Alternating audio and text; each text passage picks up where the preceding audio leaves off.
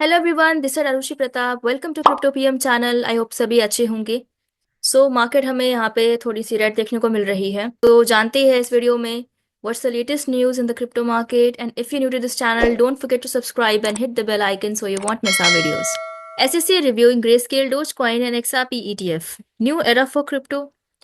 तो एसईसी जो है उसने एक्नॉलेज करना स्टार्ट कर दिया है डॉज कॉइन, जो ग्रे स्केल ने फाइलिंग की थी डॉज कॉइन और एक्सआरपी ईटीएफ की। यहाँ पे अब वो रिव्यू करने लगे हैं इनकी एप्लीकेशंस।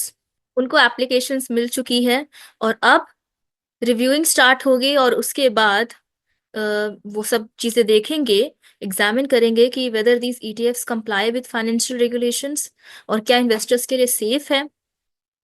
ग्रे स्केल जो है वो एक्टिवली काम कर रही है अपने नए ईटीएफ्स को लॉन्च करने के लिए, जो ऑल्ट कॉइन्स ईटीएफ है।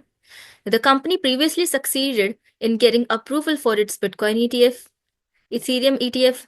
अब इसके बाद ये बाकी के ईटीएफ्स को भी अप्रूव करने के लिए एसईसी से एप्लीकेशंस भेजी जा रही हैं। अगर ये अप्रूव हो जाएंगे दोनों ईटीएफ्स, तो ट्रेडिशनल इन्वेस्टर्स को यहाँ पे एक्सपोजर मिल जाएगा उस पर इन्वेस्ट करने के लिए। तो इनके पास 240 डेज का टाइम होगा इसे रिव्यू करने के लिए।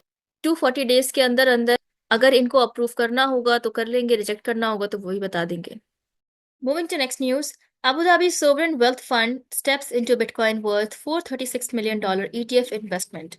तो अबू धाबी का जो सॉवरेन वेल्थ फंड है, जिसका नाम है मुबादला इन्वेस्टमेंट कंपनी, इसने इन्वेस्ट किए थे $436.9 million in iShares bitcoin trust ETF during Q1 of 2024। तो ये one of the inaugural crypto asset investment है by major sovereign wealth fund. तो एसईसी ने अपनी जो फाइलिंग है, क्वार्टर फाइलिंग्स, उसमें से डिस्क्लोज किया है पब्लिक को कि मुबादला इन्वेस्टमेंट कंपनी ने इतने इन्वेस्ट किए थे आई शेयर्स के ईटीएफ में। मुबादला जो कि $280 बिलियन एसेट्स मैनेज करती है, acquired 8.2 million shares of IBIT as disclosed in its Q1 13F filing with the US SEC। और इसकी अनाउंसमेंट के बाद बिटकॉइन 1% से राइज हुआ था। Wadla move into Bitcoin ETF comes as institutional investors increasingly embrace digital asset investment products in traditional finance market। तो मुबादला को जो मूव है ईटीएफ में इन्वेस्ट करने का, दिखाता है कि इंस्टीट्यूशनल इन्वेस्टर्स जो है उनका यहाँ पे इन्वॉल्वमेंट बढ़ रहा है बिटकॉइन की इन्वेस्टमेंट में, चाहे वो ट्रेडिशनल फाइनेंस मार्केट के थ्रू ही क्यों ना हो रहा हो। Moving to next news. Georgia introduces bill to let state treasurer invest in BTC. तो यहाँ पे तीन सेनेट्स जो है जॉर्जिया के, उन्होंने बिल इंट्रोड्यूस किया है बिटकॉइन में इन्वेस्ट करने के लिए। तो ये सेनेट बिल 178 है, जिसमें जो स्टेट ट्रेजरर है उन्हें 5% ऑफ अमाउंट जो है, फंड जो है स्टेट का, वो बिटकॉइन में इन्वेस्ट करना होगा। उसके लिए ये बिल इंट्रोड्यूस किया गया है ताकि क्रिप्टो करेंसी इन्वेस्टमेंट पे भी फोकस किया जा सके। This initiative is part of a broader trend, जहां पे स्टेट और इंस्टीट्यूशनल इन्वेस्टर्स जो है वो एक्सप्लोर कर सकते हैं क्रिप्टो करेंसी इन्वेस्टमेंट के बेनिफिट्स को। तो ये जो बिल इंट्रोड्यूस किया गया है, इसकी वजह से जॉर्जिया जो है वो फॉरवर्ड थिंकिंग स्टेट में गिनी जाएगी, जो एम्ब्रेस कर रही है इनोवेशन को, फाइनेंशियल स्ट्रैटेजीज नए तरीके से इस्तेमाल करने के लिए, potentially attracting tech savvy investors और बिजनेसेस, जो कि इस ग्रोइंग डिजिटल एसेट मार्केट को कैपिटलाइज करने में हेल्प कर सकती है। तो इस बिल की वजह से जॉर्जिया का एक फाइनेंशियल डायनेमिक बदल जाएगा। By allowing the state treasurer to invest in bitcoin, Georgia जो होगी वो पोजीशन करेगी itself as a leader in the integration of crypto currency into public finance. Coinbase looks to come back to India in talks with regulators. तो Coinbase फिर से री enter करने का प्लान कर रहा है इंडियन मार्केट में after exiting more than a year. तो अब ये जो एक्सचेंज है ये एंगेज कर रहा है लाइसेंस लेने के लिए और कंप्लाई करने के लिए एफआईयू के साथ, और जो भी हो सकता है वो ये कर रहा है ताकि फिर से इंडिया में ये री एंटर कर सके। This comes at a time जब इंडिया ये रिव्यू कर रही है अपनी स्टांस क्रिप्टो करेंसी में। तो इसकी वजह से, ग्लोबल रेगुलेटरी शिफ्ट्स की वजह से, जो कि रीसेंट यूएस पॉलिसी चेंज हुए हैं उसको देखते हुए, साथ ही साथ बायनेंस ने भी एफआईयू के साथ रजिस्टर करा लिया था अगस्त 2024 में। तो ये सब चीजें देखते हुए कॉइनबेस जो है वो अब फिर से री एंटर करने का यहाँ पे प्लान कर रहा है। लास्ट अटेम्प्ट कॉइनबेस ने 2022 में किया था, जब उसने लॉन्च किए थे अपनी services with support for UPI, कि यूपीआई भी सपोर्ट कर सके। लेकिन जो एनपीसीआई है, उसने बोला कि कॉइनबेस की जो ऑपरेशन है वो यूपीआई को रिफ्यूज कर रही है एक्नॉलेज करने से, और साथ ही साथ रेगुलेटरी चैलेंजेस की वजह से कॉइनबेस को अपने सर्विसेज, अपना पूरा ऑपरेशन बंद करना पड़ा। और एक्सचेंज को प्रेशर भी आ रहा था आरबीआई से। तो उस टाइम कॉइनबेस ने ये भी बोला था कि हमें ज्यादा नुकसान वगैरह नहीं होगा अगर हम इंडिया में ना भी ऑपरेट करें तो। लेकिन फिर से अभी इंडिया में सोच रहे हैं आने का। तो अभी टाइम लगेगा अगर ये सोच भी रहे हैं, क्योंकि इनको सब कुछ अपना दिखाना होगा और लाइसेंस भी अप्लाई करना होगा। L Salvador's president Nayib Bukele meets with Michael Saylor to discuss bitcoin. तो नायब बुकले जो कि प्रेसिडेंट है एल साल्वाडोर के, और माइकल सेलर जो कि सीईओ है स्ट्रैटेजी के, तो ये दोनों मिले थे, इनकी मीटिंग हुई थी at the presidential palace on February 13। El Salvador के जो रीसेंट लेजिस्लेटिव अमेंडमेंट्स है उसे देखकर, जो कि अब बिटकॉइन को एक वॉलेंटरी लीगल टेंडर बनाने की बात कर रही है, क्योंकि आईएमएफ की रेगुलेशंस की वजह से उनको बिटकॉइन को एज अ लीगल टेंडर, जो कि 2021 में सबसे पहले इस कंट्री ने स्टार्ट किया था, वो हटाना पड़ा था।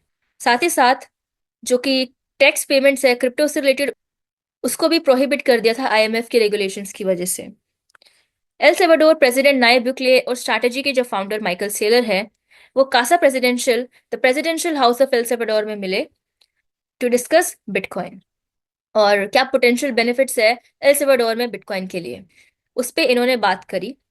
According to the country's national bitcoin office, El Salvador के पास अभी $590 मिलियन के बीटीसी है, 6077 BTC.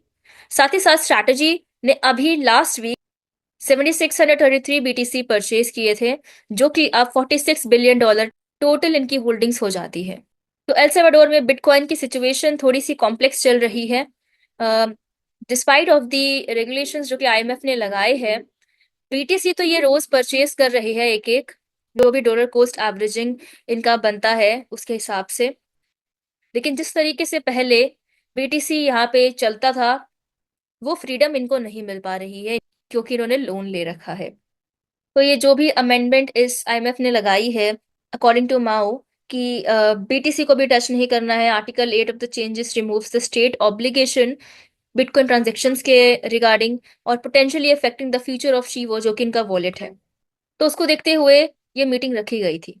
Moving to next news, SEC seeks 28-day extension to review Coinbase's appeal in ongoing lawsuit। तो जो इन दोनों का लीगल बैटल चल रहा है एसईसी और कॉइनबेस का, एसईसी ने 2023 जून में कॉइनबेस को स्यू किया था, जिसमें उस पे आरोप लगाया गया था कि कॉइनबेस अनरजिस्टर्ड सिक्योरिटीज सेल कर रहे हैं। तो वो जो लॉ सूट है, वो जो लीगल बैटल है, अभी तक चल रहा है, और उसी के लिए एसईसी ने 28 डेज का एक्सटेंशन मांगा है, ताकि वो रिव्यू कर पाए कॉइनबेस ने जो भी अपील करी है कि उसने अनरजिस्टर्ड सिक्योरिटीज नहीं बेची। तो एसईसी यहाँ पे बोलता है कि उन्होंने एक नई एस्टैब्लिश की है क्रिप्टो टास्क फोर्स, वो इस मैटर पे काम करेगी और उसे रिजॉल्व करेगी, जो भी इनका 2 साल का डिस्प्यूट चल रहा है उसको देखते हुए। इन अ फाइलिंग ऑन February 14, एसएससी ने स्टेट किया है कि ये जो टास्क फोर्स है may affect and could facilitate the potential resolution of both the underlying district court proceeding और potential appellate review। तो कॉइन बेस जो है वो अग्री हो चुका है इनके एक्सटेंशन से, जो कि डेडलाइन February 14 को थी, अब वो March 14 को कर दी गई है। The request follows similar move made just days earlier with the SEC and Binance jointly asked the judge to pose their lawsuit for 60 days। क्योंकि वही चीज जहाँ पे उन्होंने एसएससी ने फिर बोला था कि टास्क फोर्स जो है वो अभी हम बना रहे हैं, और वो देखेगी फिर क्रिप्टो इंडस्ट्री में जो भी रेगुलेटरी फ्रेमवर्क है उसको। 21 जनवरी को कॉइन बेस ने अपील किया था यूएस कोर्ट से दैट जो क्रिप्टो ट्रांजेक्शन के प्लेटफॉर्म पे हो रही है डू नॉट कॉन्स्टिट्यूट सिक्योरिटीज। तो अब 28 दिन के बाद फिर से इनका केस शुरू होगा, और जो भी है लीगल बैटल उसके बाद ही सॉल्व होगा, पता चलेगा कि सही में ये अनरजिस्टर्ड सिक्योरिटीज बेचते थे कि नहीं। Moving to next news, Javier Milei endorsed Libra token crashes after $107 million insider rug pull। तो अर्जेंटीना के जो प्रेसिडेंट हैं उन्होंने एक टोकन इंडोर्स किया था जिसका नाम है लिब्रा टोकन, वो 11 घंटे के अंदर अंदर 94% प्लमेट हो गया, गिर गई उसकी वैल्यू। तो बात करते हैं लिब्रा टोकन की। और यहाँ पे क्या चीज हुई, तो 14 फरवरी को ये टोकन को लॉन्च किया गया था, और इसके अर्जेंटीना के प्रेसिडेंट हेवियर ने इसे इंडोर्स किया था, ताकि अर्जेंटीना की इकोनॉमी को अच्छा कर सके, लोग उसमें इन्वेस्ट करें तो उसका बेनिफिट हो उसमें। बट यहाँ पे तो कुछ और ही हो गया। तो लिब्रा टोकन की जो टीम थी उसमें कुछ इंसाइडर्स थे, उन्होंने 8 वॉलेट से एसेट्स को निकाला, जिसमें यूएसडीसी आता है सोलाना। तो $57.6 मिलियन के यूएसडीसी और $49.7 मिलियन के सोलाना इन्होंने निकाले, और लिब्रा टोकन की लिक्विडिटी में ऐड कर दिए, ताकि उसका प्राइस बढ़ जाए और लोग उसमें अट्रैक्ट हो उस टोकन में। और जैसे ही लोगों को दिखा कि भाई इसकी तो वैल्यू बढ़ रही है, उन्होंने उसमें इन्वेस्ट करा, और उसी के बाद 3 घंटे में इन्होंने जितना पैसा $107 मिलियन डाला था वो निकाल लिया। और उसके बाद टोकन की मार्केट में कियोस हो गया, और लोगों ने उसे बेचना शुरू कर दिया, जिसकी वजह से $4.56 बिलियन जो उसकी मार्केट कैप हो गई थी, वो गिर के $257 मिलियन ही रह गई इन जस्ट 11 आवर्स।